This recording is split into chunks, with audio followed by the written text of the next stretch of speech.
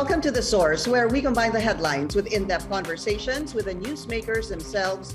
I'm Pinky Webb. Today on the program, the country records over 22,000 new COVID-19 cases on Monday, the highest single-day tally since the start of the pandemic. But the OCTA research group warns cases could go as high as 25,000 by next week.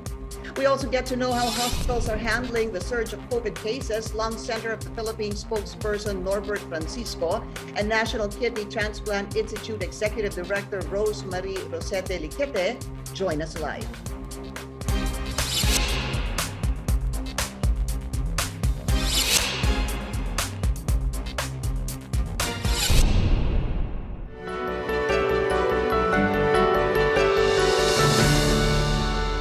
The country's COVID-19 pandemic tally again shatters records and expectations. The Health Department reports 22,266 new cases on Monday, the highest ever so far. More than 148,000 are currently sick and contagious or active cases, while 222 more died.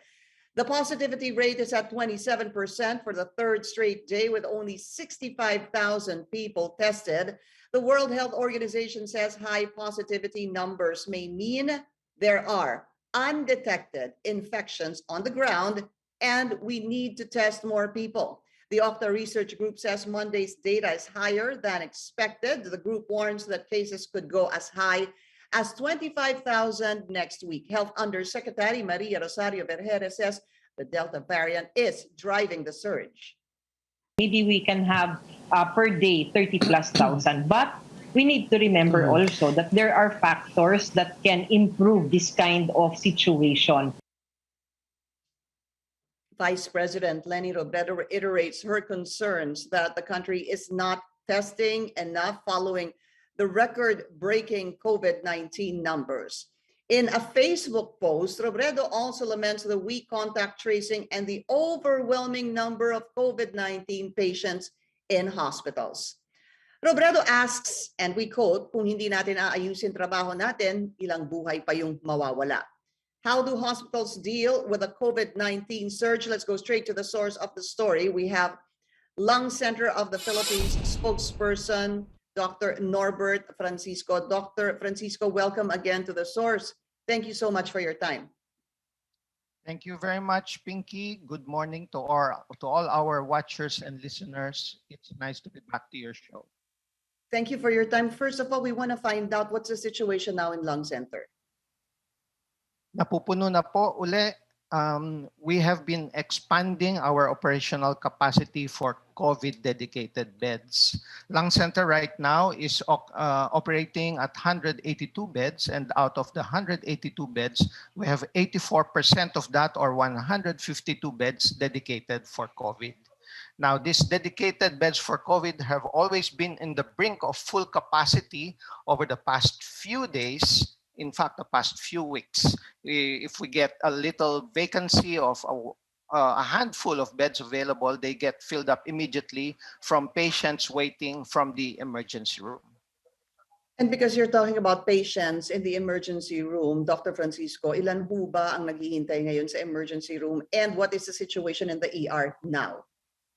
As of today, we have 10 patients waiting because we just were able to bring up patients last night.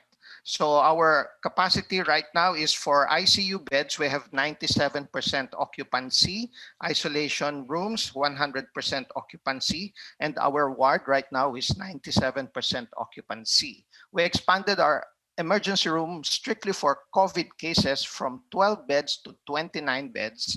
And right now there are 10 patients waiting in the emergency room. Some are intubated, some are on high flow oxygen machines, and about half of them have no available rooms yet as of now. What happens, Dr. Francisco, doon sa mga taong kailangan pumunta sa Lung Center ngayon? Tatanggapin pa ho ba sila sa ER knowing that there are already 10 right now waiting for beds inside the hospital? Yes, Pinky.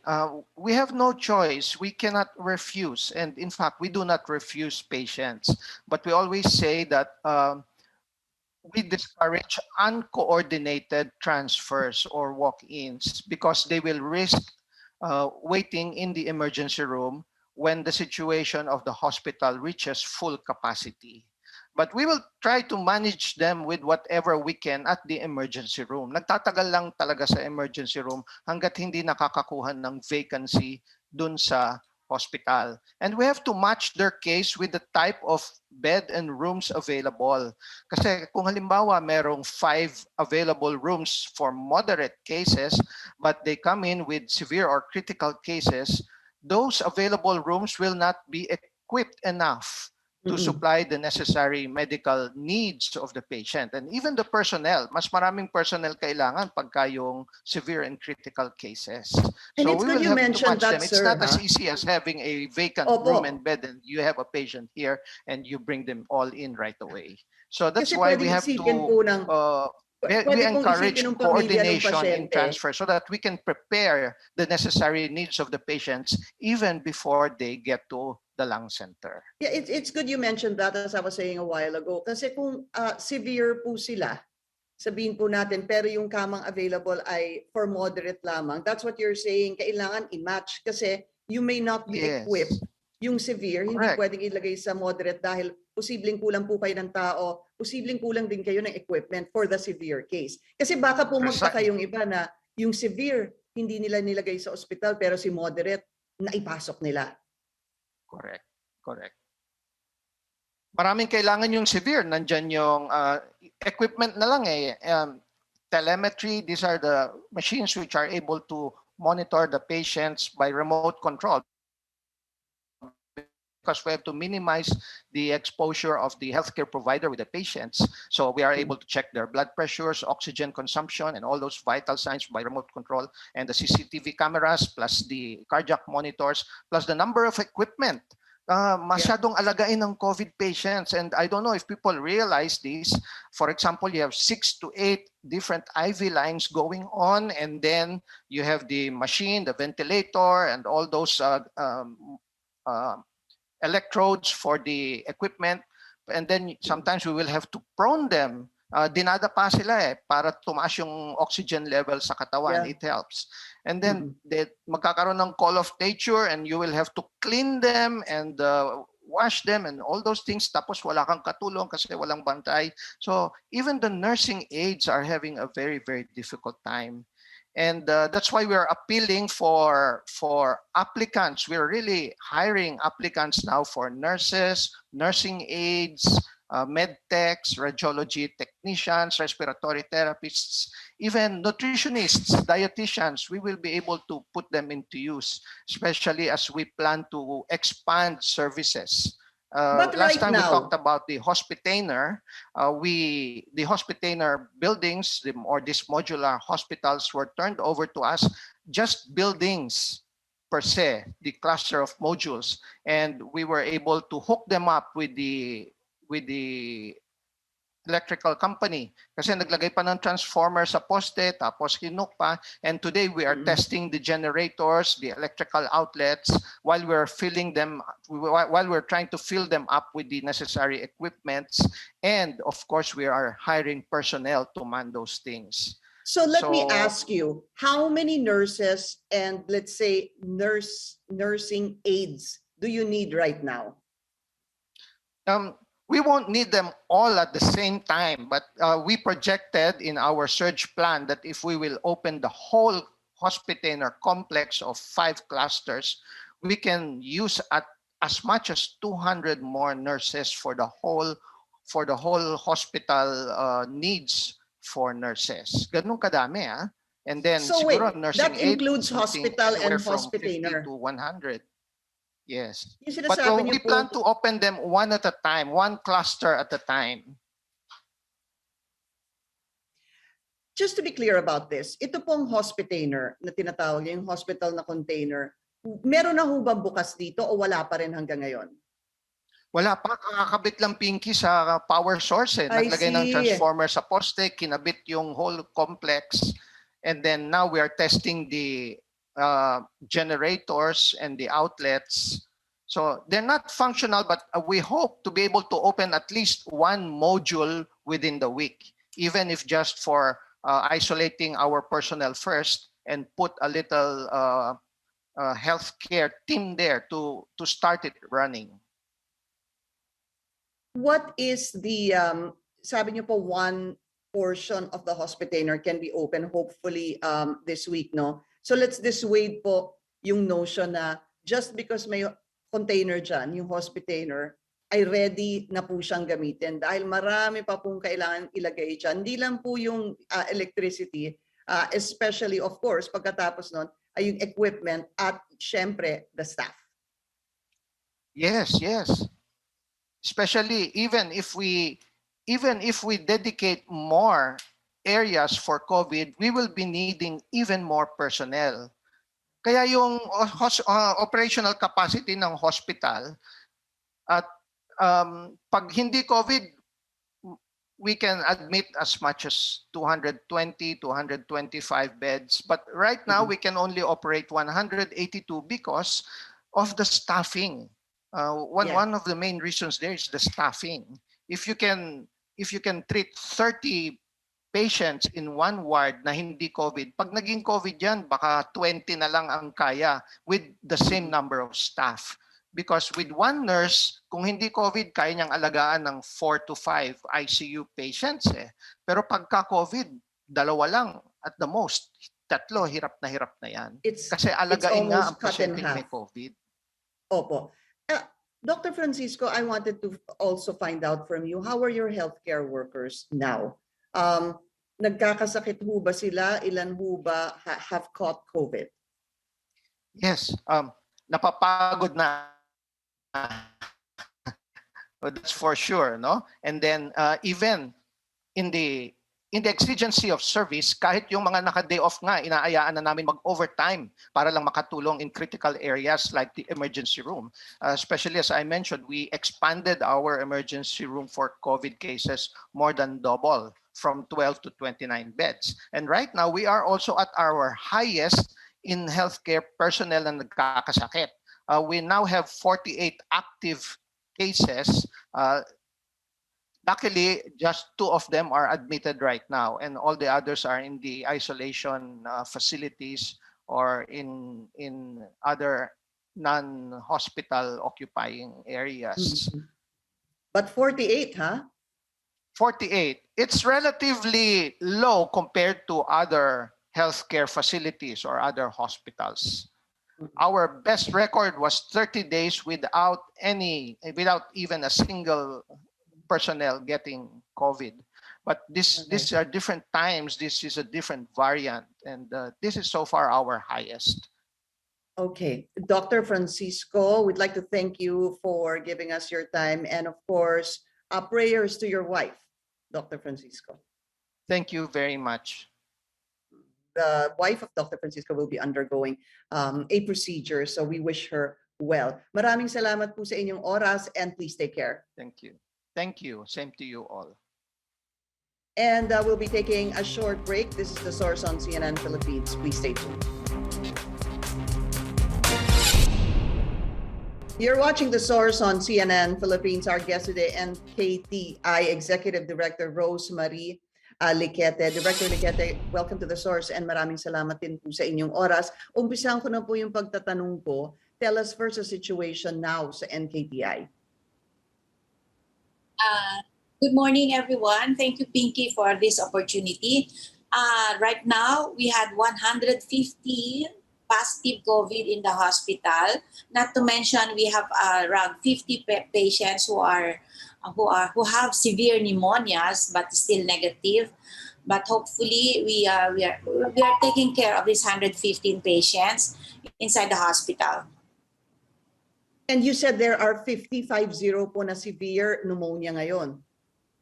Yes, mga 50. Yeah, we have them in separate rooms or unit because they have severe pneumonia. We sort of cohort them, the severe pneumonias. They're separate from those who have positive COVID.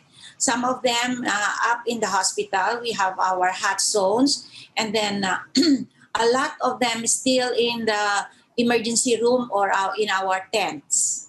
Mm-mm. So around 60 still in our tent. 60 pa rin na nasa tents. In the emergency room and the extended tents that we have. Opo. Remember, we have a COVID tent outside the hospital? But kamusta po yung situation sa ER and the tents, knowing that there are 60 there? Puno na ho ba yun? Yes, that's really full. No, we have the Red Cross tent. We have 2 of them, and then the UNICEF tent, and then we have also the tents inside our driveway, if you remember.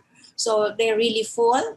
We also have patients in the emergency room main, but we still cohort them because some of them we don't have the results yet, and they're around 40 there.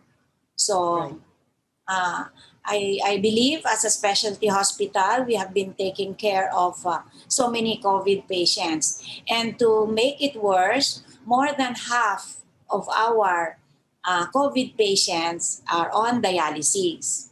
And also, we are catering to positive COVID patients, outpatients who are on dialysis. They are now in our modular COVID hemodialysis, and there are like 70 of them as outpatient in the modular hemodialysis. Is NKTI still accepting COVID patients in your ER? We cannot do anything if they are in our doorstep, of course, because some of the patients also come in, they call us because they have been refused by other hospitals around us. So if they call us, we have we have to accept them. Why not? But as long as they know that we don't want to compromise their care, and that there will still be at the ER for cohorting, for swab test, for chest x-ray.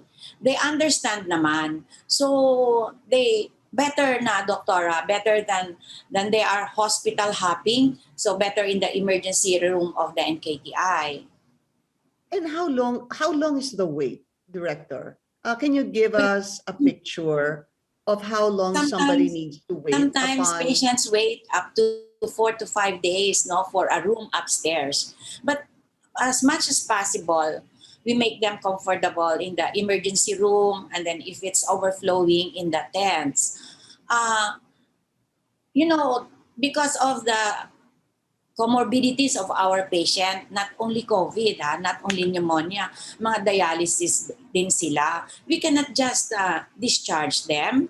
No? As I told you, more than half of them, actually right now, 74 of inpatients are on dialysis. Meron pa kaming 70 na outpatient doon sa modular. So we will have vacancy kung madi-discharge sila. Whether they are vertical or horizontal discharges, hindi kami magkakaroon ng vacancy. Yeah.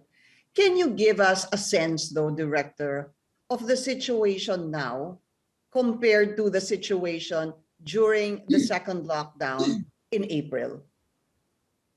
During the lockdown, I think it didn't really make a difference for us because the 100 currently, as of today, 115 inpatients that we have, it has been like this, like 80 to 90 since the start of August, and in the past week, more than 100 na every day.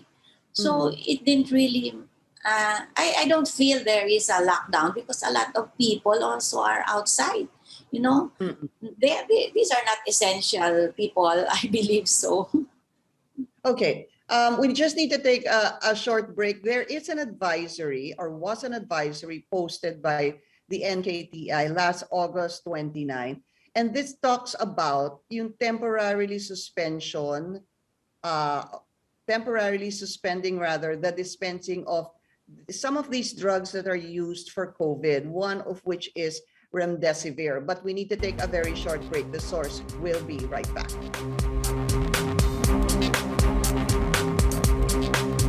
You're watching The Source on CNN Philippines. I'm Pinky Webb. Our guest today, NKTI Executive Director Rosemary. Liquete. Director, pag-usapan po natin yung advisory na nilabas ng NKTI. So it basically says, it will, since you are prioritizing your severe COVID infected patients, the NKTI shall temporarily suspend the dispensing of remdesivir and I'm not sure how to pronounce this, but it is tocilizumab. What happened? Why is there a temporarily suspension of this, the dispensing of these particular drugs?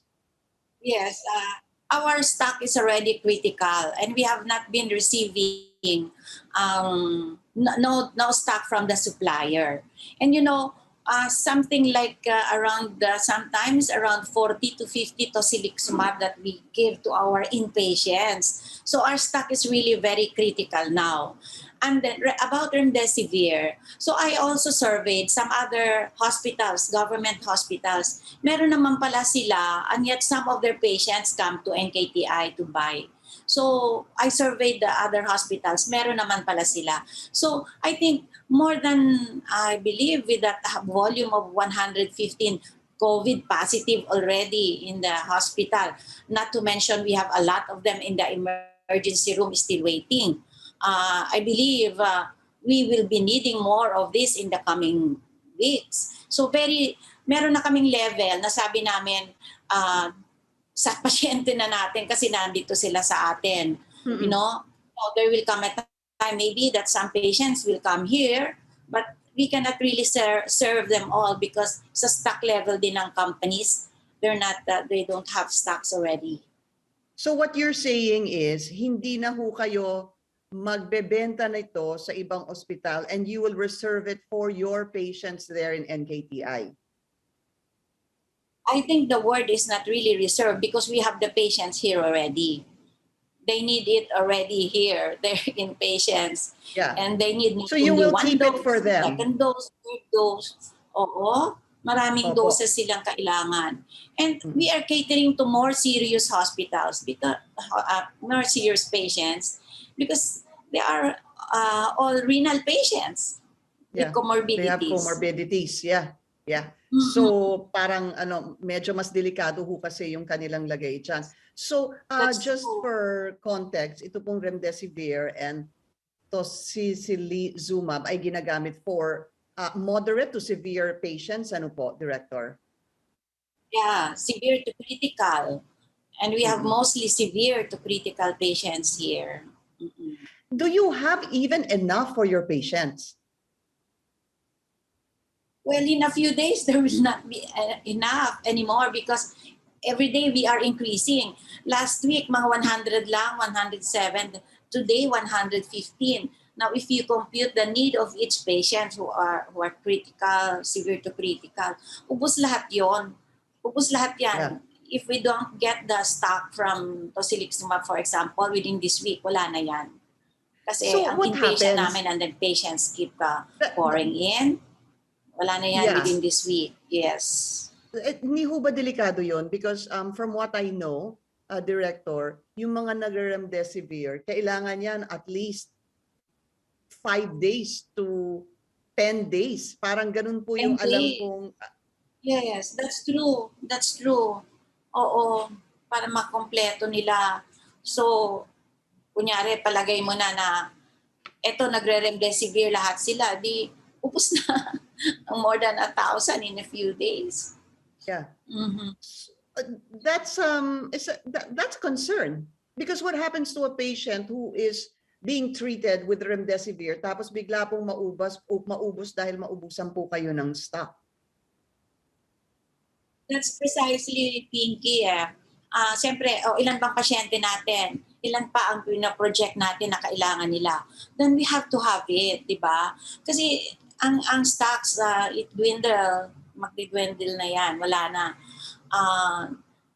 Hindi naman controlled ng hospital yon, supplier yon, hindi rin makontrol ng government yon. Kung wala ba yung supplier, what can we do? But what is the update? Will you be able to get additional supplies? Yes, we are in the process of procurement.